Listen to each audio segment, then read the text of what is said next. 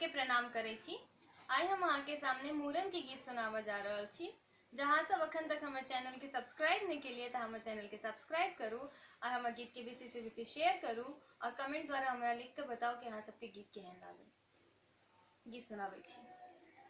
मोती मार वाला बबुआ के घुरमल घुरमल के से मुर छाल वाला बबुआ के घुरमल घुरमल के कहाँ के मानल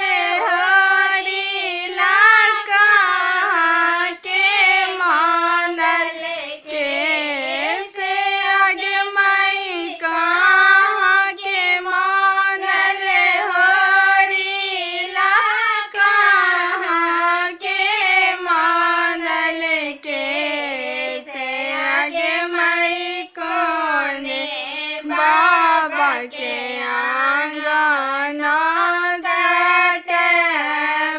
जन्मा के से आगे मई कोने बाबा के आंगना काट जन्मा के से